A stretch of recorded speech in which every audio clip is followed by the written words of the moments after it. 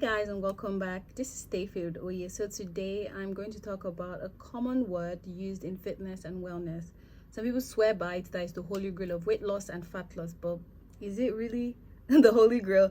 Anyways, that term is intermittent fasting. Today I'll be talking about the definition of intermittent fasting, the types of intermittent fasting we have, the benefits, the side effects, and how to properly do intermittent fasting. So stay tuned, guys, and get ready to learn.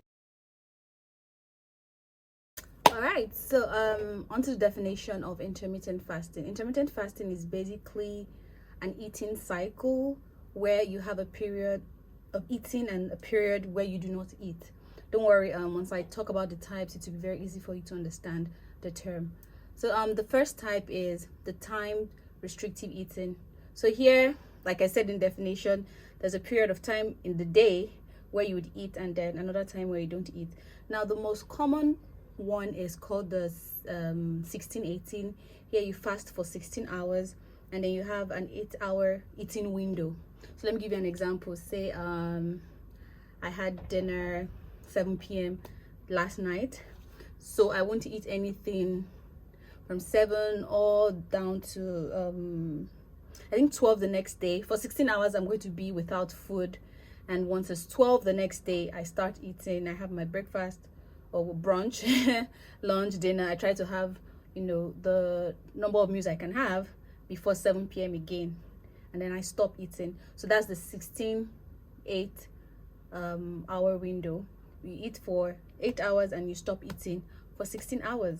Okay, so the next one is the alternate fasting. This is the second type of intermittent fasting. So now this type has two types. Now the first type in this type is the complete alternate fast. Here you are not going to eat anything. So maybe you wake up on a Tuesday morning, no food for 24 hours, and then the meal you're going to have is going to be the next day.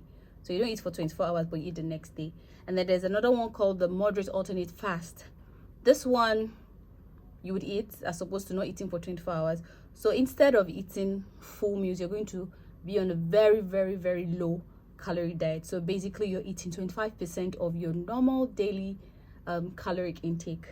Right, sounds difficult, but don't worry about it. I'll explain how to do intermittent fasting properly.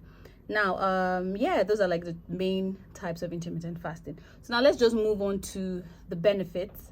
Right now, according to Mayo Clinic, they published an article in 2022. Don't worry, I'll tie the link to this video. You can read up about it. And they mentioned that a research was done and they found out that intermittent fasting has a way of reducing inflammation in the body, and some diseases that are attached to inflammation includes Alzheimer's, stroke, arthritis. So indirectly, intermittent fasting has a way of reducing the risk of those diseases, which is a good thing. So in case you have someone with any of those sicknesses, but also consult your doctor first before you do that.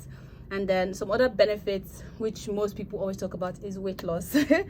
Now weight loss, it also reduces the risk of type 2 diabetes, which is actually really common amongst the Africans or blacks. Yes, so it's a good thing that it helps to reduce the risk of it helps to reduce the risk of type 2 diabetes, and also it also reduces the risk of cancer and so many other illnesses. Then I attached the link to the paper, to the article, where you see the list of the of the diseases that intermittent fasting can help you reduce the risk of. Now the main question, or the main thing, is how can you do intermittent fasting properly? So first things first, you have to consult with your doctor. Your doctor needs to give you the go ahead to actually do intermittent fasting. If you're pregnant or you're breastfeeding, you have to still speak to your doctor, and I don't think it's actually wise for you to do that. But if you're okay and you're good to go, now I always do the 16-8 because that one is easier. Because by 7, when I have dinner, I go to bed, say maybe like 10 p.m. I go to bed by 10 p.m. and then I'm up by 6.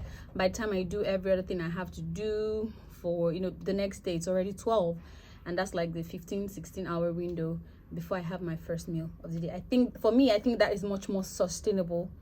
For example, have only they do the 20-40 where they have only 4 hours eating window and then 20 hours you're going with that food. Great, awesome. If that works for you, that's fine. But for me, 16/8 is much more sustainable. I've been doing that for like over 2 years now. At the point, I don't even feel it sometimes. Yeah, that's how easy it is for me. Okay, so like I previously mentioned, the benefits of intermittent fasting, you know, like I said, weight loss, it improves the health of your heart, brain health, and it even reduces the risk of cancer. All right, now to the weight loss aspect. The reason, or rather, if you do intermittent fasting wrong, you're not going to lose weight or lose fat, right? So imagine if you have an 8-hour window. If you, within that 8 hours, if you eat maybe 3,000 calories, and normally what your body needs is 2,000, of course you're not going to lose weight. You're going to either gain weight, you're going to definitely gain weight, right? Sorry. You need to know your daily caloric intake, and when you know your daily caloric intake, you stick to that and eat within that number for the set duration you're going to eat. So remember, if you're eating for 4 hours, make sure, and normally you're supposed to eat maybe 1,900 calories, make sure you eat only 1,900 calories or less. Okay, since you're trying to lose weight within that window. But if you eat above it, nothing is going to happen. You're just going to either stay the same or gain some weight. So now, and intermittent fasting also gives or brings some sort of discipline, right? And like, okay, for example, within that 8 hours, some people are not able to eat 3 meals. They're only able to eat 2 meals, right? And if they eat it, like, rather, if they separate these meals properly, they'll probably end up eating below their daily caloric intake. And if they do this over time, it eventually lead to weight loss and fat loss, right?